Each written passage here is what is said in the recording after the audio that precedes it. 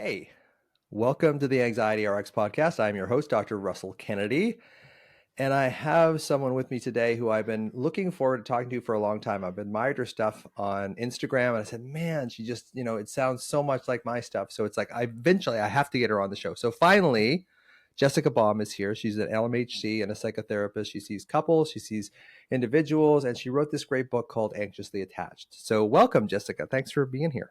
Yes, I'm so glad to be here and having this conversation with you today. I feel like it was a long time coming, yet it's perfect happening in today's timing. Yeah, great. So I think attachment is such a hot topic, right?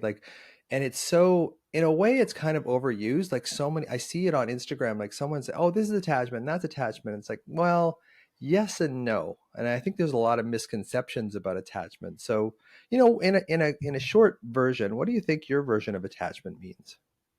Oh God. Well, attachment is so complicated, but I study interpersonal neurobiology. So it's the way in which we learn to connect and the way we learn to kind of seek connection or adapt to our environment when we're really young, and the way our nervous system and our body adapts towards connection and safety or disconnection that gets hardwired in our being, and then that those adaptive strategies get played out later when we connect to our romantic partner and to anybody we have formed deep relationship with. So we end up repeating or using our adaptive strategies that are learned early on, and our nervous system remembers certain things. So that's kind of my understanding. And so there's labels and there's all this creative ways of understanding it, but it's truly how we learn to stay in connection is how we will repeat it or stay safe, or quote unquote think we're staying safe. We will bring that into our romantic life. We'll bring that in with our bosses, the people that we deeply bond with. Right. Yeah. And I think it is one of those things that people just don't understand that they have an attachment type. And your attachment type can be different with different people, right? That's the Mm-hmm. other thing. People think that there's just one, like I'm anxiously attached. Well, you can be anxiously attached to one person and avoidantly attached to another. So I think it's not this sort of one size fits all that everybody seems to sort of put it out there on the internet. Yeah, yes and no. I mean, I have a certain adaptive strategy that fits in that category, but attachment is a combination of two people's embedded patterns playing out together. So you might have a way in which you avoid or a way in which you deal with pain, and then combine that with whomever you're with, and then Right. that pattern together creates a new pattern altogether. So it is, yeah, I've showed up anxious in one relationship and a little bit of avoidant in another, and we have pockets of disorganized. So we absolutely have all of that inside of us. Sure. So Yeah, I think it's so important to develop some awareness around it too, because if you can see what your natural tendency is, I mean, Freud called it the repetition compulsion. What was normal for you in your childhood, you're going to unconsciously repeat in your adulthood. So for me, I grew up with a schizophrenic dad who was great at points, very connected, very loving, very playful, and then psychotic at points. So never, abusive or violent, but just crazy. So I would love him, and then he would go crazy, and I would go, "What the hell's going on?" Like I'm 7, 8, 10 years old, and so what I learned was my attachment thing was that don't get too close to someone because they're just going to get pulled away from you, and that's kind of a pattern that I see in my life. Like, don't get too happy with something because it's just all going to get pulled away from you. So and I replicate that in my relationships. I've been married 3 times and that kind of thing. The last time for 10 years, I think I finally nailed it the last time. But it's just really interesting to see how these things sort of unconsciously play out. And then once you see them, you don't have to be them so much. yeah, I mean, I think once you start to see them, you might still be them, but then you're in this weird phase of being them consciously, and you're like, Right. oh my God, now I'm starting to see my patterns. And then I think for me, it takes a long time to kind of undo the patterns, but at least you're becoming conscious, right? And that's the whole point is, we have these implicit memories inside of us and ways in which we adapted and survived that we're not even conscious of. And then when we can start to really get in touch with them and get conscious of them, we have the opportunity to change them. And that is a lot of work. And it's also wonderful when we can really do that type of work, which is also incredibly hard. Yeah. I notice a lot in your Instagram, you talk about the younger self or the inner child. Like I find people like get a little bit freaked out by the inner child term, and I find the people that get most freaked out by the term inner child, that rail against it the most, are the ones that have the most inner child damage. But it's really interesting to see that, unless we go back and find that, part of us that wasn't seen, wasn't heard, wasn't understood, wasn't loved, until we go back and connect with that younger version of ourselves, all the other kind of healings, they don't really seem to stick. Yeah, I mean, I talk a lot about sensation in my book, and sensation being the earliest form of memory, and the sensational experiences in our body being attached to our younger selves. And I think that healing, like, people can't heal unless they have safety, right? So Right. if we don't feel safe in a relationship, and we heal in healing relationships, and we don't have a level of safety or a container or even a safe environment, we won't be able to go to our younger self. We won't be able to feel in. We'll become disconnected and disembodied as a form of staying safe. So there's nothing wrong with that, but we need certain things in order to drop in and connect to our inner child or our memory system. If not, we stay disconnected for good reason. So I always kind of try to meet people where they're at and provide a system, a ventral system of safety the best that I can, in hopes that they will get more embodied and more in touch with their memory system. And you're absolutely right. People who struggle with inner child stuff, they're probably in denial, or maybe not having access to that part of them, because there's not enough safety in their world to even go there. Right. And I think that's so critical, that if there isn't safety, we can't heal. And if we don't feel safe, we're going to default back to the unsafe patterns of our childhood as a measure of coping. And there's so many things out there that help people cope, but they don't really help people heal. And what I find is that unless you go and find that child that's in you and show them that they're seen, heard, understood, like understanding, show the child in you, I understand where you came from, I understand why you got bullied, I understand why you withdrew, I understand how you do this. Have a conversation with that younger version of you, and they may not answer right away. And that's the advantage of having, a skilled therapist to kind of say, hey, would it be safe if we talk to little Jess? Or would it be safe if we can just sort of go into some of her sensations, some of her body memories, and just sit there with them? Just, as Peter Levine talks about, sensations, images, affect, behaviors, memories. These things are really important to get to that felt sense that you're talking about, that sensation. Because if we can get to the sensation, that's the part that actually is the underpinning of our behavior. Yeah, for sure. And I think that our body has an inherent wisdom to it. And if Mm. we're looking to heal, we might gravitate towards people who can hold that space for us to get into the sensation. And people don't want to hear this, but healing means feeling. Yeah. Healing means having the capacity to get in touch with our own suffering.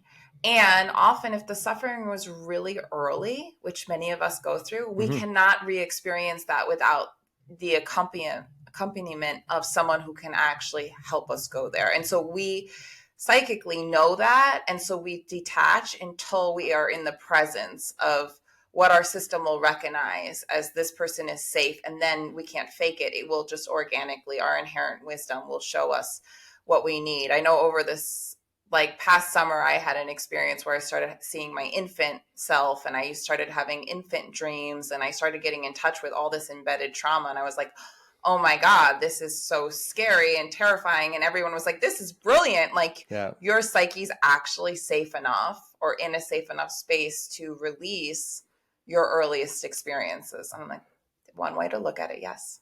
Yeah, and but it has to be in that container of safety, and it has to be sort of titrated as well. You have to be able to kind of, because it's so, I think so often when we look at, these quick fix strategies on the internet, they fire people directly into their trauma. And, it's so important to say, is it okay if we go into this sensation? Because a lot of my work with anxiety is saying, where do you feel that alarm? I call anxiety alarm. I don't really call it anxiety that much, because I think words have consciousness to them. And I think the word anxiety doesn't have a lot of consciousness. A lot of people don't understand even what anxiety is, Right. but everybody's been alarmed. Everybody's been alarmed at some point. So it's really understanding, okay, where do you feel that alarm in your body? Mm. And for me, I locate it, like for me, it's in my solar plexus, and I wrote about that in the book. But for a lot of people, especially women who had narcissistic or domineering mothers, they will have their alarm a lot of the times in their throat. Like they couldn't say to their mother what they really wanted to say. And that energy is still trapped there. And I said, well, can you put your hand over it? Can you describe it? Does it have a color? Does it have shape? Does it have a temperature? Is it deep? Is it superficial? Like, where is this alarm? Because I do really feel that that sense of alarm is a conduit to that younger version of ourselves through sensation, as you say in your book. And that's how we change it. We don't change it cognitively. We have these cognitive structures, and we have these subcortical structures, amygdala, pons, brainstem, all this stuff. None of those structures, pons, amygdala, brainstem, understand language. So why are we trying to use language to change these programs that aren't mediated by language? They're reinforced by language, but they're not mediated by them. Yeah. Well, I mean, our left hemisphere wants to kind of make sense of everything. Sure. This is really right to right. And I think that, you're absolutely right. I mean, that's the type of work I do in my practice is let's go to the throat and let's be with that sensation and understand that that sensation is probably an embodied memory and needs a holding, right? So it's holding our uncomfortable sensations in the presence of people who can hold them with us that makes our window of tolerance expand, that makes us have the capacity to be with more and more parts of ourselves and integrate more and more. And so I think when people are doing the work, it's hard, but I think you kind of start to get it. And it takes so much courage to really just go there and let someone hold those spaces with you. And I know it took me a tremendous amount of courage to go there. Me too. Yeah, because it gets worse. That's the thing about, helping people with anxiety is it gets worse before it gets better, right? Because we're going into a place and where you got the old ceiling. I think it's Dan Siegel, but you got to feel it to heal it, right? Like you got to Yeah. get in there, and it gets worse before it gets better. So that overprotective, what I call the ego dragon, this omnipotent creature that formed when you were 4, 5, 6 years old to protect you, is really this dumb dragon. It just automatically tries to protect you, and that protection often puts this wall around you that doesn't really allow you to access these sensations to be able to heal. And when you do access it, it's like danger, danger, danger, danger. So that's what I think, you're talking about having a safe person, a safe presence, because we heal in community. We heal, in the presence of other people. And I think that's why it's so important to be able to understand that, this is probably going to get worse before it gets better. Because people say, oh, I don't want to go to therapy. I don't want to go to therapy. I don't want to go to therapy. And then finally they show up at your door, but they're a mess because that's what brought them finally to therapy. And they think, well, I'll just come in the first day and I'm going to feel a whole lot better. Yeah, no, I mean, it's like, I don't want to scare the listeners, but it's opening up Pandora's box. But I mean, the only way out is through, and your system in the right support should release exactly what you're capable of kind of re-experiencing. I I remember telling my therapist one time, like, when does this end? And she's like, when your implicit memory is still surfacing, and how wonderful is this? And I'm like, I am in the depths of the fire, and it gets less intense and it gets more manageable, and it deepens your life and the meaning in your life and the quality of your life, and it's totally 100% worth it. And it's hard. It's really, really hard to go there. And yeah, I kind of like feel like ignorance is bliss Uh-huh. until you're on the other side a little bit more. Yeah. Yeah, I think that's really true. Is people, they think, the thing with my people is they're anxious, so they overthink. That they're, and I like to say that overthinking is underfeeling, and it's not like people will say, well, no, I feel terrible. I feel terrible when I'm worried. It's like, yeah, but that's a unidimensional way of feeling. Like that alarm is this. You're not really feeling joy, pain, sadness, envy, love. You're just feeling this fear, right? And it's just sort of overwhelms everything else. It's like having a stereo on it at 9. You're not going to hear anything else. And I think it's just understanding that, there's a lot of thinking that's reinforcing the feeling. And if we can just start making you aware of the thinking first and just seeing the thinking and then grounding in the feeling rather than automatically and unconsciously and unwittingly and relentlessly, whenever you feel bad, going into your head and trying to figure it out, because the answer isn't in your head. Like, it's in your body. You have to, I mean, we have to use cognitive things where you have these huge prefrontal cortices, we're these cognitive creatures, but we really need to understand the feeling part of it and be able to feel it and stay in that feeling. And then that changes our thinking. So I like to say that it's much more effective to change the body, the sensation in the body, than it is to change the mind, than it is to try and change the mind and change the body. Like, the body is much more effective at, like, taking a deep breath, or, putting your hand over your chest. That's a much more effective way of grounding yourself than telling yourself, hey, relax. Absolutely. I couldn't agree with you more. I mean, so much more information is coming up from the body and into the brain. And that's where I think most therapists and anybody who's doing more of the work is kind of going to help you get there. Yeah. And our protector is always there. Sometimes worrying is easier than suffering. So, and so, helping someone see the place for that until they can be held long enough to get underneath the worrying or what they're actually avoiding by worrying, right? We're all Yeah, avoiding whatever core wound is there, or sure. whatever, drastic thing our little me does not want to face again on this planet. And we'll go great lengths to worry and avoid Absolutely. than to face. And I truly think with the right support and safety, we will start to face. And so that's the message. So how do you get people in your work? How do you get people into that sensation? Mostly, I am trying to just embody as much presence as I can. And I really, really think that the client knows they have this inherent wisdom. And so part of my work is just trying to slow them down. Hmm. And, when you're in sympathetic activation or you're in terror all the time, if your system can meet my system and my system's a little bit slower and a little more present, and then I can catch things sometimes and I'd be like, okay, can we slow down? And where do you feel that? And and Hmm. start to shift them into the language of sensation. And if they go back into their head, I just know that their system isn't really ready to go there, but over Hmm. time and consistency they start to recognize my system. And slowly but surely, next thing I know, I'm the person they're crying with. The second they see me, their system recognizes it. But sometimes that takes months Yeah. before their system feels safe enough to kind of shift to the right part hemisphere and really go there with me. So I just try to embody a loving presence and attunement and try to catch little things where I can start to shift them to more of their body and out of their head. Yeah. And I'll often explain to people too, like the insula, this part of our brain, this deep, deep in our brain.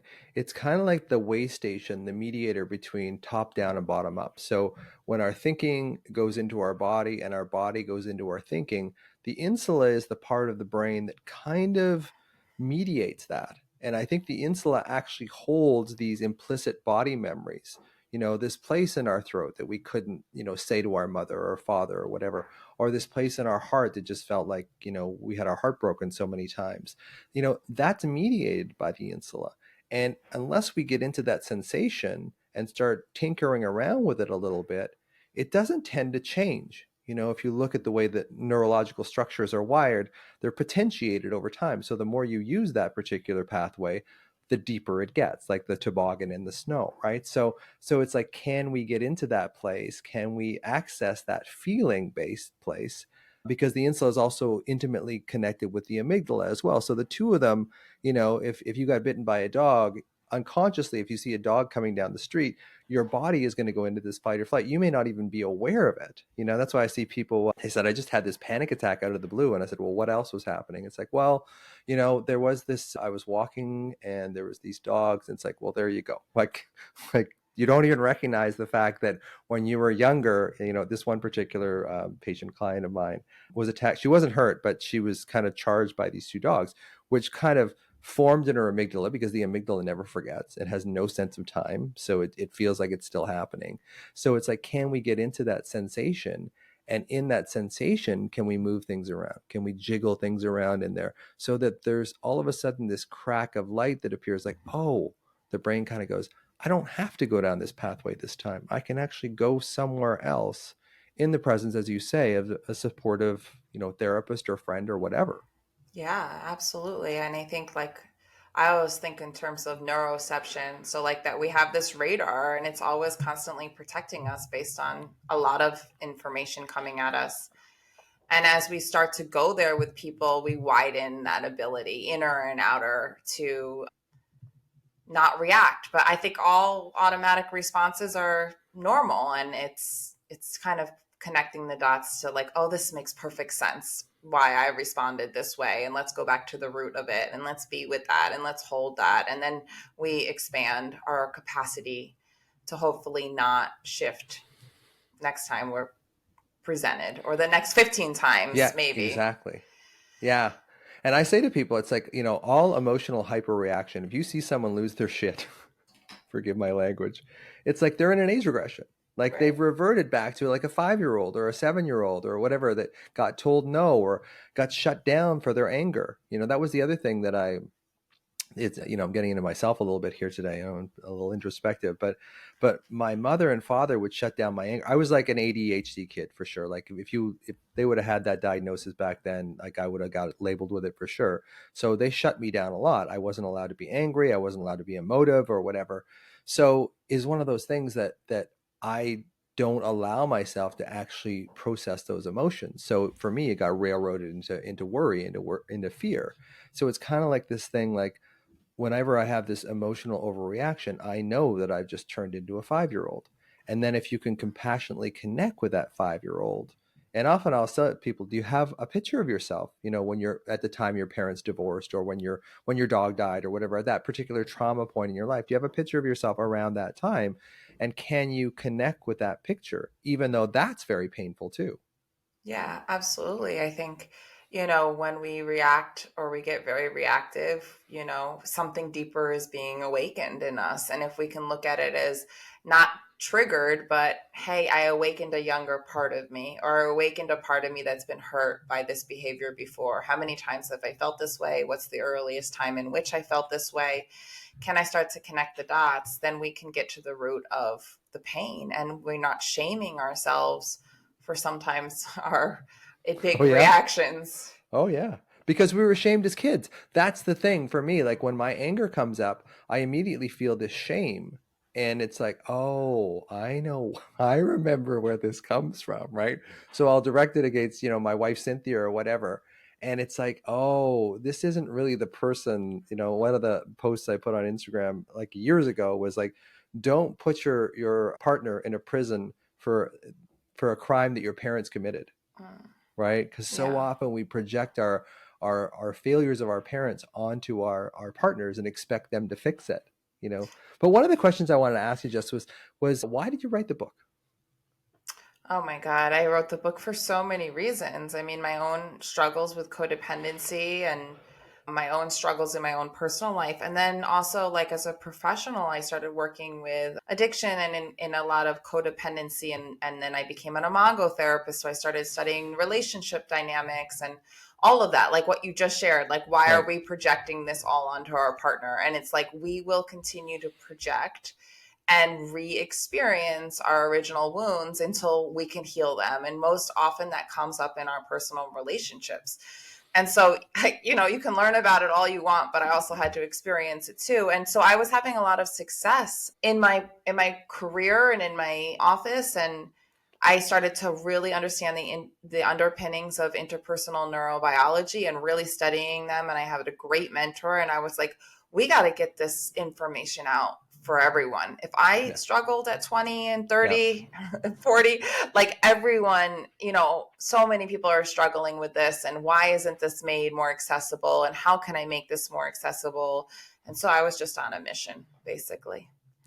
Yeah, because academic psychology, it basically teaches a very cognitive approach. And I think the way that universities get funded is they have to have a concretized, this is the way, this is the things we're going to teach, this is what they're going to learn, that kind of stuff. And so much of healing, we're mind, body, spirit creatures. And so much of healing I found, even as a physician and a neuroscientist, is spirit. I know a lot about the mind, I know a lot about the body, but that spiritual component was what I was missing as a physician. And that's one of the reasons why I think physicians often will go to pharmaceuticals, because they don't understand. And I love medical doctors, believe, I'm not ragging on them. They're not trained in this sort of more spiritual aspect. So we wind up, treating someone's, gastritis or reflux with this medication, but they have reflux because they're not saying something to their partner. They're not allowing their emotions to kind of flow through them. And I don't want to sound like, oh, we really need to connect with ourselves and our bodies, like, because the medical doctor in me listens to that stuff and wants to have a seizure. But it is one of those things that it's so antithetical to how I was trained as a medical doctor. And we don't understand the spiritual component to it. And we start getting into science, like science is the answers.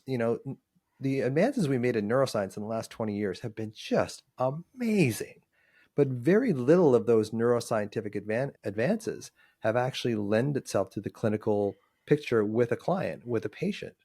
So we have all this knowledge about the brain, but it hasn't really given us a lot of clinical acumen as far as helping people goes. And I think that gets reinforced by this academic picture, this very cognitive academic picture in the universities for, masters of counseling and this kind of thing, where we're not teaching them about the spirit because we can't quantify that. You can't get a grant to sort of study the spirit kind of thing. But so much of spirit is what actually heals you. Absolutely. I think what you're speaking to, and kind of the way I make sense of that, is that we're approaching treatment from the left hemisphere and Mm, we're labeling it. We're trying to come up with a diagnostic. And while there's a place for that, and I definitely think anchoring myself in the science can help me feel very good and very safe. When we approach from more of a right hemisphere way of being, and we're with our client and we're with their wisdom, and we start to connect with the energy in between, and we start to look more holistically, we can start to see that, like, all these diagnoses or these labels are really part of this whole picture, and we can totally. connect, in a whole way to someone, and hopefully not just give a prescription or, a treatment plan for something that's like, human to human, and is so much more complicated, and that we like to simplify. And it's simply not that way, or we like to relate to it from a very concrete way, when really it's so much more spiritual. I was actually doing personal therapy with my therapist this week, and I said something to her about spirit, and she said, what's happening between us right now is all spirit. Mm, And I said, I really appreciate it. I really appreciate her. And I really appreciate that, because so much of what we're taught in school is there, but so much of what we're doing is soul to soul, and connect, and it's all about connection and connection to connection, and being present with someone and really listening to your client. And in the medical field, really seeing them as a human, and trying not to go straight to, like, oh, they've checked these boxes, so they must have this disorder and need this treatment plan. It's like, we're so quick to do that, when that can be very detrimental to looking at the wholeness of someone and their essence. Yeah, and I think us medical doctors, a lot of us is because we have to see so many people. We don't have the time to really slow things down for one. We don't have time to get into that right hemisphere. But I wish medical doctors would see, can you refer to like a somatic therapist or someone who uses that? Because so many of the medical doctors, they look at this stuff as kind of witchcraft. So what I like to do when I speak with medical doctors, to talk about the prefrontal cortex, talk about the bed nucleus of the striatum terminalis, talk about the anterior cingulate cortex, like use their language and say, this is what happens in your patient when your patient comes in with a 50 different complaints from different parts of the body. Think childhood trauma. Don't think Lyme disease, because it's not Lyme disease. It's childhood trauma.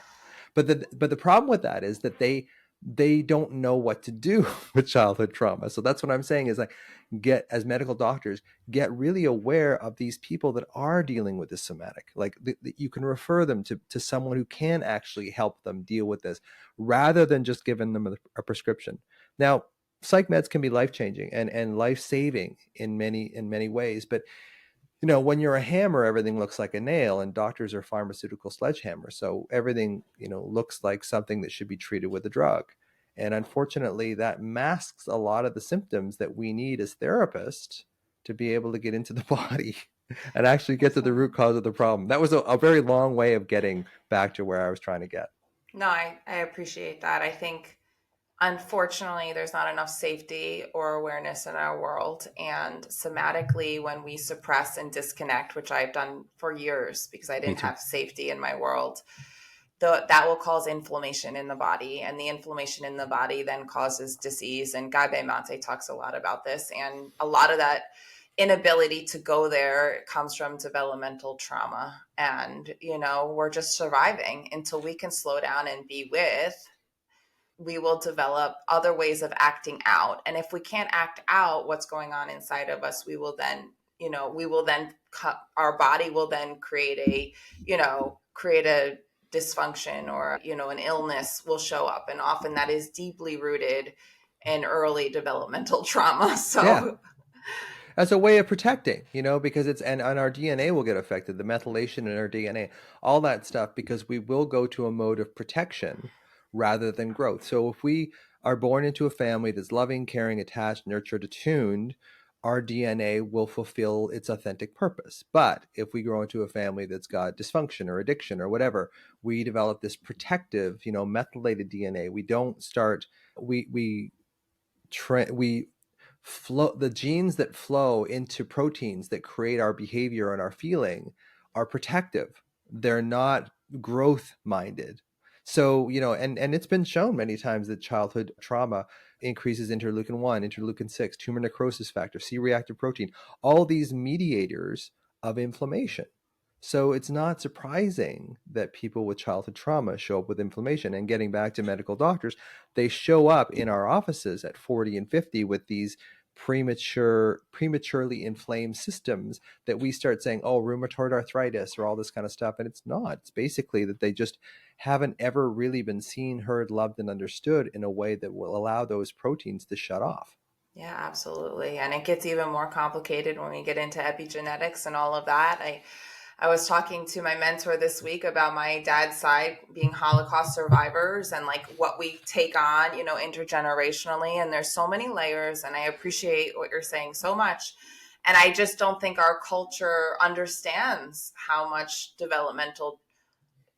needs that we don't get met developmentally, how they manifest physically later in our lives. And if we understood that a little bit more, maybe more people would address these issues, because who wants to wake up at 50 or 60 with a health problem when really Right. that health problem, originated from, some kind of unmet need or something going on earlier on. Yeah. And I think, 80% of our brain development occurs before 5 years old. Right. So, and our brain development, and this is, Bruce Perry, who wrote the book What Happened to You with Oprah, has this neurosequential model of healing, right? And he says, so initially the brainstem, which is the bottom part of the brain, which controls your body, your breathing, your blood pressure, all that stuff, that develops. And if that develops in a safe environment, then the emotional brain develops, the limbic system develops on top of that and develops fairly normally. If the limbic system, the emotional system, develops fairly normally, the prefrontal cortex and the cortex develop fairly normally too. But if you get trauma, and this is the whole Romanian orphan things, if you have trauma from the time you're born, your brainstem doesn't develop properly. If your brainstem doesn't develop properly, your emotional brain doesn't develop. It develops very protectively. And if your emotional brain develops in a protective format, your cortex is going to think the world is a very unsafe place, and you're going to have the confirmation bias of preferentially looking for threat. And that's not going to be good for your physical, emotional, or mental health as you grow older. So it's understanding, okay, these developmental traumas are so important. Can we go back, which sort of takes us back to the whole inner child thing? Can we go back to the time that these traumas occurred at 4, 5, 6, 7 years old or earlier? And can we access that in a sort of a somatic / spiritual way, so we can actually do something about it rather than trying to change a feeling problem with a thinking solution, which just doesn't work. Yeah. I mean, I think a lot of people who are listening, they're probably going to be like, oh, I wasn't born in that. But the truth is, and if you're listening, if your parent was stressed out, dealing with postpartum, not enough safety, or there were marital issues, this is where we start to develop attachment issues, right? Connection issues. And when there's disconnect, let's say mom is anxious and there's disconnection there, that's exactly what you're talking about. Our system reads this isn't safe. And then that starts to influence the quality of the connection and the quality of our organs and the quality of our development. So that's where attachment, like, it seems like our culture is talking a lot about it, but we're really talking about like how safe did you feel in the nervous system of your primary caregivers, and how was their nervous system affecting yours and your developmental process? So when a client is coming in and they're really upset, but their mom was there for them, but their system is going nuts, it's kind of like she might have physically been there for you, but Mm-hmm. some part of your system recognizes that she was not okay at certain Right. points. And so it's very hard for clients to really grasp that, that it's that we're that tender, we're that impressionable, and our parents are literally doing the best they can. I mean, I think Yeah. there were studies about 9/11, babies that were born around 9/11 and how they were impacted. And it's like, we're all doing the best we can. And if our parents are struggling in any way, that does get imprinted into our system. And that's okay. I mean, that's part of being human, and becoming really aware of that. Yeah, and I think the good news is that if you do start addressing this stuff, the, interleukin 1, interleukin 6, tumor necrosis factor, those things start to go down in our system. Like, we start to actually truly heal rather than just cope. And I think it's so important to understand that, that social engagement system that Dan Siegel talks about, eye contact, tone of voice, prosody of voice, facial expression, body language. This stuff is what we learn that soothes each other and soothes ourselves. And it starts with, mothers and babies. They look at each other, they coo, they make these their eye contact, they're making these sort of vocalizations that are soothing. And sometimes we didn't get that stuff. I know my mother went back to work 5 weeks after she had me, right? And I was looked after by Vera downstairs, who was a very nice woman, but was my mom, right? Right. So it's really interesting to kind of see how your nervous systems form, but you can actually go back and, like, neurosequentially start healing that. And again, Absolutely. these cognitive therapies that are helpful. What I notice about cognitive therapy, and I did a ton of it, like just a ton of it, was that once I started getting the somatic grounding, all the things that I learned in somatic therapy said, oh, that's why I do that. That's why that happens. That's why this comes up in me. Oh, all of those things started to sort of, like, the cracks in the floorboard started to sort of seal up. But before I had that somatic grounding, it was all just like circulating around in my orbit. And I kind of would pick it out every once in a while and understand this a little more, or my attachment a little more, or whatever. But until I had that somatic grounding, there was no place for these things, these teachings to stick. Absolutely. I one of the things you said, and I talk about it in my book, is, anxious people struggle with self-soothing. So Mm, self-soothing is a missing developmental link. It's not your problem. It's not your fault if you can't self-soothe, right? And so you might look towards a person or a drink or whatever. If your parent didn't access her or his parasympathetic nervous system, we don't come out of the womb with a fully developed right. parasympathetic nervous system. So we cannot soothe ourselves. So if we didn't get that soothing from one of them, we are missing the developmental link. So, like you said, we can go back and we can start to get that co-regulation and that soothing from an adult now when we're really dysregulated, and internalize that missing piece, and eventually develop the neuroplasticity to self-regulate. But that takes time. We need the Yeah. co-regulation in order to develop the self-regulation.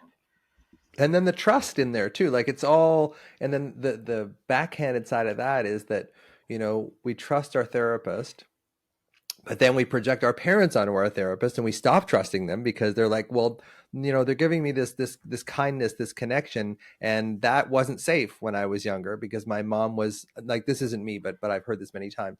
My mom was very inconsistent. So, the therapist is now consistent, and it's like, well, can I trust this? Can I trust this safety? And then they go into their protective mode again, right? So it's this kind Absolutely. of 2 steps forward, 1 step back, 2 steps forward, one step, because people think, oh, I'll go to therapy and I'll just get better week on week, right? And Right. we don't want to blow them out of the water, but it kind of doesn't work that way. I know. And it's called disconfirming beliefs. It's like we're going to go into it and we're going to have those experiences. And then hopefully the therapist or whomever, I mean, it doesn't have to be a therapist, but people in our lives that present us with safety start to show us something different, start to Mm, respond a little different than what our system is used right. to. And over a period of time, we become, the possibility that this person won't get angry, or this person won't abandon me, or this person will be consistent. Our system starts to recognize that that actually is possible.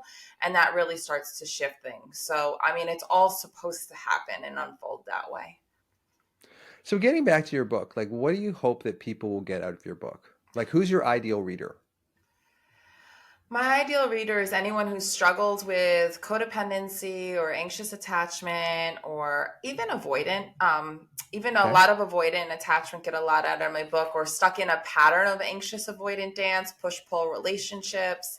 Really want to get to the root of their suffering and are willing to go a little bit into the body, or at least start to understand how that's all connected, because I very much go into somatics in my book. And usually, what I've experienced with my book is that it's been opening people up, and then they go and they get more work and they go and do more Right. help after the book, because you can't heal from a book. But as the author, I'm there with you, holding you. And then my hope is that you start to find more supportive people, and you start to take this information and you start going more into the body and starting get to the core of your wounds, and you begin to heal. So anyone who's curious, who's struggling like I did and just wants some answers. I wrote Mm. this book for like the 20-year-old me. I mean, this is the book that I wish I had. And I've been just it's been doing really phenomenal. And a lot of people are getting a lot from it. So I'm just happy that I did it. Yeah, I think it's one of those things that when you put a book into the world, and then I see, well, therapists will send me something back saying, "Yeah, I took this concept of alarm and anxiety and I made it into this." It's like, yes, exactly. I mean, that's not. I didn't think of it. I didn't think of it that way. But I love seeing when therapists take my work and they make it their own, right? They just and I see it sort of creep into the fabric of therapy and that kind of thing. That's one of the things that I get the most joy out of. And I'm writing the second edition of my book right now, and it's amazing how much I'm changing in the thing, because I've done so many podcasts and so many interviews and stuff over the last like 3 years since I published it initially. I can explain things so much better now. And now I look at the old book, because I'm doing it. I'm actually, before I went on with you, I was revising the first edition. It's like, man, I'm a better writer now, and a lot of this stuff that I wrote, I could see what I wanted to say, but I couldn't say it, and now I can say it. So it's really exciting for me to kind of go in there and shorten it up a little bit too, because it was like 140,000 words. But when you put a book into the world, it really does, it changes the consciousness for sure. For sure. Yeah, no, I'm so happy, and I'm working on my next, and I have a lot of support, a lot of support around it. And yeah, we just keep evolving and keep hoping to put things out there to help people become more conscious. I mean, that's the goal. Absolutely. So how can people find the book? And what it's called? Anxiously Attached. Anxiously Jessica Baum, attached, Baum. anxiously attached, becoming more secure in life and love. And it's everywhere. It's in 11 countries. It's on Nice. Amazon. It's at Barnes and Nobles. It's on a lot of small venues. So if you just put anxiously attached Jessica Baum, you pretty much get it anywhere. Gonna And get it, I sure. mean, I don't know offhand what 11 countries it is. It's in a lot of different languages. I actually just saw on Instagram someone posted the Hungarian version yesterday, which was cool to see. Nice. So it's out there in the universe doing its thing. You should be able to find it. And you can link it to Amazon. It's on there if And most. and how can people find you, Jessica? Yeah, I mean, I'm like, I don't know if this is a good thing, but I'm all over there Yeah. too. But Jessica Baum LMHC is my Instagram handler name. I have a company called BeSelfful.com.